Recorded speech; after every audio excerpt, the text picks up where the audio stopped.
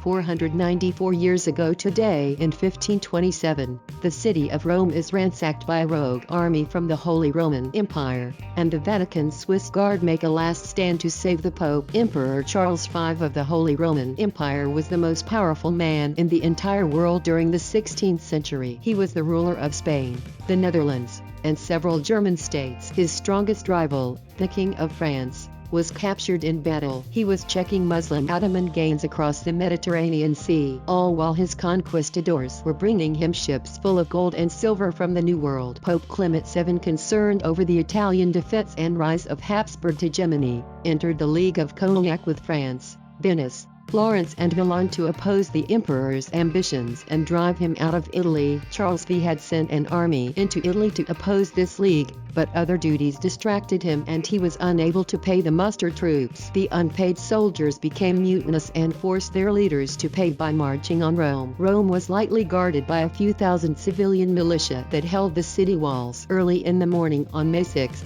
the Habsburg army attacked the walls of Rome but were repulsed, and their top commander Charles III, Duke of Bourbon, was killed. Normally the loss of an enemy commander is a fortunate event, but this was not the case for the defenders of Rome. The Duke of Bourbon was the only capable leader of the attackers, preventing them from being a violent horde of looters, and now the besieging army had no effective leadership to restrain them and their bloodlust. In another assault, the civilian militia was quickly overwhelmed and fled their posts, leaving the Pope's 189 Swiss mercenaries as the last professional military unit within the entire city. As the city defenses gave way and Rome was breached, thousands of cheering Habsburg troops marched towards the Vatican. They were ecstatic and about to capture the Pope to become rich. They assumed the entire city of Rome was at their mercy and no one was going to be able to stop them. There was merely 180 mercenaries defending the Vatican, and mercenaries don't stick around in hopeless situations. For centuries Switzerland provided Europe with high-quality mercenaries, but the loyalty of hired swords in hopeless situations was always questionable. However,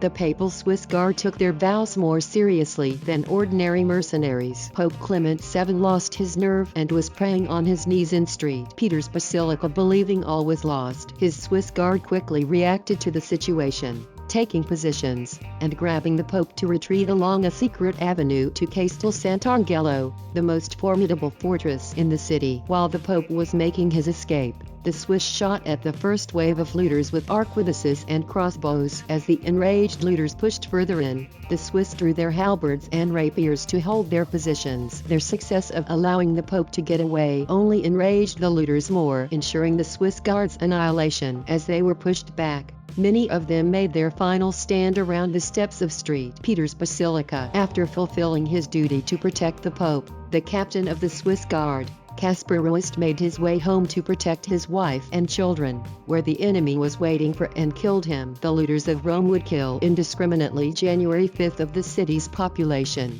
including women and children, in the first days of the sack. The disgraced Habsburg troops would plunder and desecrate valuable Christian relics all throughout the city and would continue to occupy it for almost a full year. Pope Clement VII would remain held up in Sant'Angelo until December and eventually agree to a ransom that would allow him to quietly escape. The sack of Rome in 1527 is considered to be one of the most tragic events to ever happen to the ancient city throughout its long history, and by many scholars to be the end of the Italian Renaissance. Every year on May 6th, to honor the heroic sacrifice, the Papal Swiss Guard swears in their new recruits, and it remains today one of the oldest active military orders in history.